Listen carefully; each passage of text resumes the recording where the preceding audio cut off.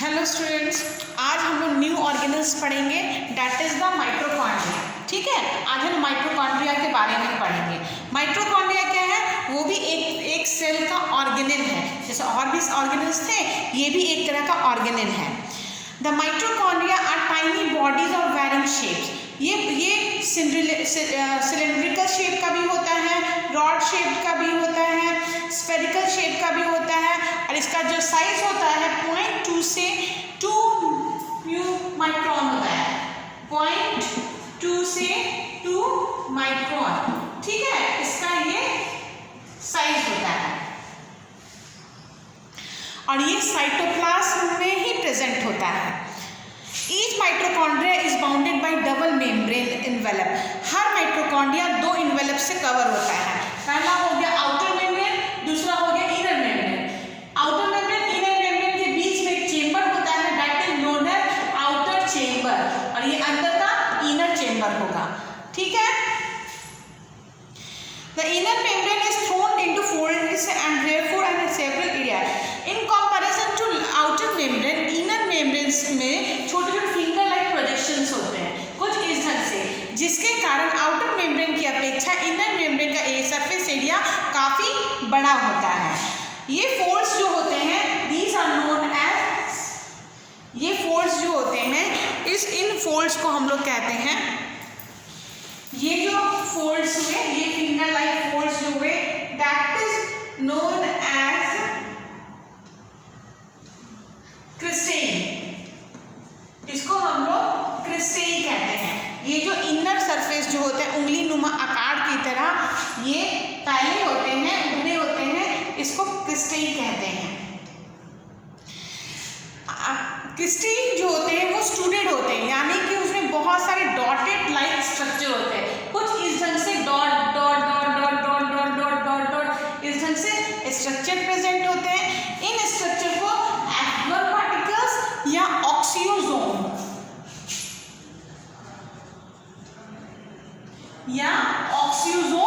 कहा जाता है।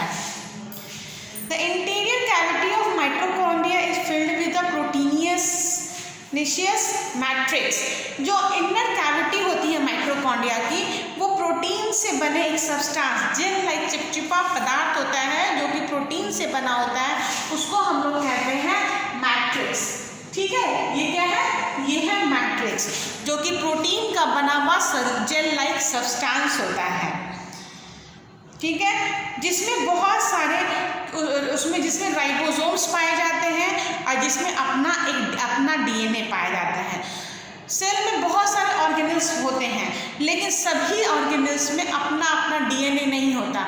माइटोकॉन्ड्रिया और एक दो कुछ ऐसे ऑर्गेनल्स हैं जिसका अपना राइबोसोम्स भी होता है, अपना डीएनए भी होता है। So they have capability to replicate. ठीक है, इसलिए उनके पास ये कैपेबिलिटी होती है अपने जैसे दूसरे को उत्पन्न करने की। Which contains a few small size ribosomes and a circular DNA molecule. ये हो गया ribosomes, dot dot dot dot dot dot structure, और ये हो गया डीएनए, उसका एक अपना डीएनए होता है। Mitochondria are absent in bacteria and RBC of mammals. Mammals के आरबीसीज में, बैक्टीरिया में माइटोकॉन्ड्रिया एब्सेंट होता है। Mitochondria are the site of cellular respiration. का फंक्शन अब हम लोग देखते हैं। फंक्शन देख रहे हैं माइटोकॉन्ड्रिया का। माइटोकॉन्ड्रिया होता है that is known as site of cellular respiration. वो सेलुलर रेस्पिरेशन का साइट है। सेलुलर रेस्पिरेशन मतलब सेल में रेस्पिरेशन होता है। अगर हम लोग कहते हैं कि हम लोग रिस्पायर करते हैं, तो हमारा रिस्पायर होता कहाँ है? हमारा रिस्पायर सेल में होता है, इसलिए इसको कहा जाता है सेलुलर रेस्पिरेशन। दे यूज मॉलिक्यूलर ऑक्सीजन। ये करता क्या है? वही आपका रेस्पिरेशन का प्रोसेस, ऑक्सीजन लेता है फ्रॉम एयर से और ऑक्सीडाइज होता है कार्बोहाइड्रेट, फैट जो सेल में प्रेजेंट होते हैं, उसको साथ ऑक्सीजन मिलकर ऑक्सीडाइज हो जाता है। ऑक्सीजन एटमॉस्फेयर से आता है और शरीर में प्रेजेंट कार्बोहाइड्रेट और फैट के साथ मिलकर वो ऑक्सीडाइज कर कार्बन डाइऑक्साइड और वाटर वेपर को रिलीज करता है। ऑक्सीडेशन रिलीज एनर्जी, ये जो ऑक्सीडेशन का प्रोसेस होता है यानी कि यहाँ अगर हम लोग कहते हैं ऑक्सीजन लिया फ्रॉम कहाँ से, फ्रॉम एयर, शरीर में प्रेजेंट फैट हो गया, शरीर में प्रेजेंट कार्बोहाइड्रेट्स हो गया, ये मिलकर बनाया क्या चीज, ये मिलकर बनाया कार्बन डाइऑक्साइड और वाटर वेपर बना, ठीक है। ये वाटर वेपर बना और एनर्जी क्या हुई, लिबरेट हुई, एनर्जी निकली, तो वो एनर्जी हमारे शरीर में यूज होती है, हमारा हार्ट बीट चलता है, हमारे स्फिंक्टर मसल्स चलते हैं, हमारे दूसरे शरीर के ऑर्गन्स काम करते हैं, तो ये सभी चीज़ को एनर्जी का रिक्वायरमेंट होता है। तो एनर्जी मिलती कहाँ से है, एनर्जी मिलती है माइटोकॉन्ड्रिया से, जहाँ पे ऑक्सीडेशन का प्रोसेस होता है और एनर्जी लिबरेट होती है, ठीक है। जो भी एनर्जी लिबरेट होती है in the form of ATP, adenosine triphosphate, इसके बारे में मैंने आपको पहले ही पढ़ाया है, adenosine triphosphate. Oxidation release energy, oxidation से क्या होता है, एनर्जी निकलती है, a portion of which use to form in the form of ATP, ये एटीपी के फॉर्म में यूज होता है। Mitochondria synthesize energy rich compound ATP, mitochondria क्या करता है, इसलिए हम कह सकते हैं माइटोकॉन्ड्रिया एटीपी को सिंथेसाइज करने के लिए रिस्पॉन्सिबल है, बनाने के लिए रिस्पॉन्सिबल है। So it is also known as power house of the cell, power house of the cell. कौन है power house of the cell, mitochondria is known as the power house of the cell. ये energy क्यों, क्योंकि ये power house है, cell energy का निर्माण कर रहा है, कैसे कर रहा है, बाय द सेलुलर रेस्पिरेशन के द्वारा, यानी सेल में ऑक्सीडेशन का प्रोसेस हो रहा है, जहाँ पे ऑक्सीजन और कार्बोहाइड्रेट और फैट आपस में रिएक्ट करके ऑक्सीडाइज्ड होते हैं और कार्बन डाइऑक्साइड और वाटर वेपर रिलीज होकर एनर्जी का फॉर्मेशन करते हैं। इसलिए माइटोकॉन्ड्रिया को कहा जाता है सिंथेसिस, वहाँ वो that is the site of synthesis of ATP, ठीक है। एटीपी क्या है, ये ATP that is known as energy currency. इसको अब कोई पूछेगा कि एनर्जी की करेंसी क्या है, तो एनर्जी की करेंसी क्या है, ATP, it is known as currency of the energy. साथ में ये सेल्यूलर, इसको हम लोग सेल्यूलर फ्यूल के नाम से भी जानते हैं, सेल्यूलर फ्यूल। सेल में जो बिना फ्यूल का कोई काम करता है, तो ये सेल का फ्यूल के रूप में काम करता है एटीपी, ठीक है। The body of organism uses energy stored ATP for synthesis, body, organism का बॉडी जो है, कोई भी ऑर्गेनिज्म का बॉडी एटीपी को दो काम में लाता है। पहला होता है synthesis of chemical compound, synthesis of chemical compound, और दूसरा हो गया for mechanical work. Synthesis of compound क्या हुआ, केमिकल कंपाउंड क्या हुआ, यानी कि जैसे डीएनए का रेप्लिकेशन होना, ट्रांसक्रिप्शन ऑफ आरएनए, प्रोटीन का सिंथेसिस होना, कार्बोहाइड्रेट का सिंथेसिस होना, लिपिड का सिंथेसिस होना, ये कहलाया सिंथेसिस ऑफ केमिकल कंपाउंड, जो कि माइटोकॉन्ड्रिया के द्वारा होता है।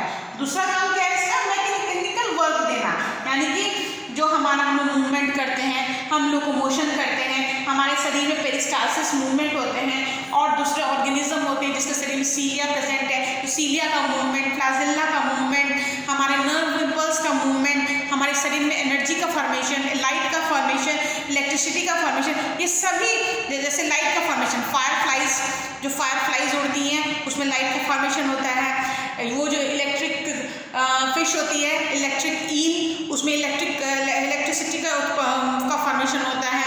ये सभी चीज़ें जो होती हैं माइटोकॉन्ड्रिया के द्वारा ही होती हैं।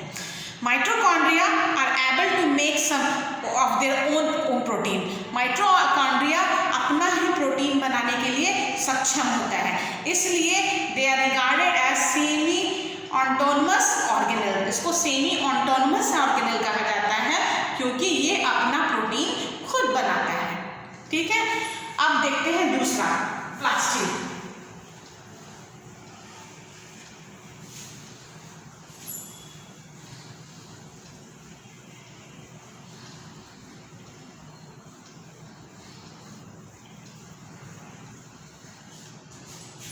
Next one is the plastid.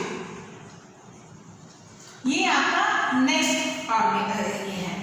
Plastid क्या स्ट्रक्चर कुछ इस ढंग से होता है।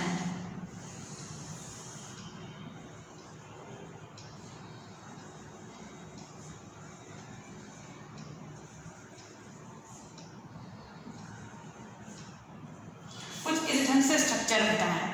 प्लास्टिड हमारे यहाँ मेनली प्लांट सेल्स में पाया जाता है, एनिमल सेल्स में ये एब्सेंट होता है। माइटोकॉन्ड्रिया की तरह ही इसमें राइबोसोम्स भी प्रेजेंट होते हैं और डीएनए प्रेजेंट होते हैं, so they are able to replicate their own structure. They have the power to divide, साथ में इसमें अपने पावर होता है अपने आप को डिवाइड करने के लिए। प्लास्टिड जो होते हैं वो 3 तरह के होते हैं। पहला क्रोमोप्लास्ट,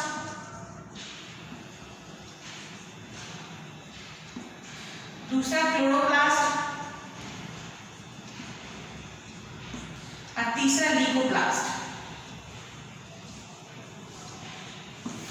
क्लोरोप्लास्ट क्या हुआ, यानी कि पेड़ का वह हिस्सा जो कि हरे रंग के अलावा है, एप्पल, पीले रंग की पत्तियां, ब्राउन रंग की पत्तियां, तो ये क्रोमोप्लास्ट। क्लोरोप्लास्ट जो पेड़ का हरा हिस्सा है, क्लोरोप्लास्ट। और लीकोप्लास्ट जो कलरलेस है, ना हरा है ना लाल ब्राउन, कोई रंग का नहीं है। ठीक है, that is known as leucoplast. अब बात करते हैं पहले हम लोग क्लोरोप्लास्ट की। Chloroplast are present in green algae, green algae में पाया जाता है, और जो हायर प्लांट्स होते हैं, बड़े बड़े पेड़ पौधे होते हैं, उसमें पाया जाता है। दे have the green pigment, chloroplast में हरे हरे पिगमेंट्स, यानी पिगमेंट्स का मतलब होता है दानेदार स्ट्रक्चर प्रेजेंट होते हैं, जिसको कहा जाता है क्लोरोफिल। इसको क्या कहा जाता है, chlorophyll. And are involve in the process of photosynthesis, और ये फोटोसिंथेसिस के प्रोसेस के लिए में इन्वॉल्व रहता है। पता है ना, क्लोरोफिल की मदद से ही फोटोसिंथेसिस का प्रोसेस होता है, इसीलिए इसको कहा जाता है किचन ऑफ द सेल। कौन है kitchen of the cell, that is the chlorophyll, kitchen of the cell है। हर क्लोरोप्लास्ट जो होता है उसमें 2 स्ट्रक्चर होते हैं, एक होता है ग्राना, एक होता है स्ट्रोमा। पहला है ग्राना और दूसरा है स्ट्रोमा। ये पहला है, ये दूसरा, ये स्ट्रक्चर है, और ये टाइप ऑफ, ये क्या है, ये प्लास्टिड्स के टाइप है, प्लास्टिड्स टाइप्स। और ये मैं क्या बता रही हूँ, ये बता रही हूँ मैं क्लोरोप्लास्ट का 2 पार्ट होता है, पार्ट ऑफ प्लास्ट। ठीक है, ग्राना जो होता है वो Stag like structure, membrane bounded होता है, जैसे एक के ऊपर एक का सिक्का अरेंज करते हैं वैसे ही इसका स्ट्रक्चर होता है। बहुत सारे मेम्ब्रेन्स एक के ऊपर इस ढंग से अरेंज होते हैं। ये फ्लैट एंड डिस्क्वाइड, यानी सिक्के के समान के स्ट्रक्चर होते हैं, कंटेनिंग द मॉलिक्यूल्स क्लोरोफिल। ठीक है, they are the main functional, ये क्लोरोप्लास्ट का मेन फंक्शनल यूनिट यानी इकाई है। वहीं पे स्ट्रोमा जो होता है ये होमोजीनस मैट्रिक्स है, यानी एक पतला एक जेल लाइक फ्लूइड है, होमोजीनस एक समान जेल लाइक फ्लूइड पे जो है, जो कि ग्राना, जिसमें ग्राना एम्बेडेड होते हैं। स्ट्रोमा क्या है, ये स्ट्रोमा लिक्विड है, और ये क्या है, ये है आपका ग्राना, और ये क्या है, ये है स्ट्रोमा। ठीक है, ग्राना एम्बेडेड है इसमें। Stroma which is homogeneous matrix in which ग्राना embedded. ठीक है, stroma contain variety of photosynthesis enzyme, photosynthesis में बहुत सारे एंजाइम की जरूरत पड़ती है, तो स्ट्रोमा में बहुत सारे एंजाइम प्रेजेंट होते हैं। स्टार्च, ग्रेन्स, डीएनए, राइबोसोम, ये सभी कुछ स्ट्रोमा में प्रेजेंट। स्ट्रोमा क्या है, ये फ्लूइड स्ट्रक्चर है, और ग्राना क्या है, ये डिस्क्वाइड स्ट्रक्चर है, ये ग्राना है। ठीक है, ग्राना जहाँ पे फोटोसिंथेसिस में डार्क और लाइट रिएक्शन दोनों होते हैं, ग्राना जहाँ पे लाइट रिएक्शन के लिए रिस्पॉन्सिबल है, ग्राना क्या है, ग्राना is responsible for light reaction, ठीक है। और वहीं पे स्ट्रोमा है, स्ट्रोमा जो है डार्क रिएक्शन के लिए रिस्पॉन्सिबल है, ठीक है, ग्राना और ये। अब देखते हैं function. Plastic perform following chloroplast क्या करता है, सोलर एनर्जी को ट्रैप करता है, जो कि फोटोसिंथेसिस के लिए रिस्पॉन्सिबल है। वहीं पे क्रोमोप्लास्ट जो होता है, फ्लावर में कलर्स होते हैं, लाल, पीले, नीले रंग का फूल जो होता है उसके लिए रिस्पॉन्सिबल है। और लीकोप्लास्ट जो होता है, stored food in the form of carbohydrate in the form of fat and protein के लिए रिस्पॉन्सिबल है। आज के लिए इतना, कल नेक्स्ट डे मैं वैक्यूल्स पढ़ाऊंगी।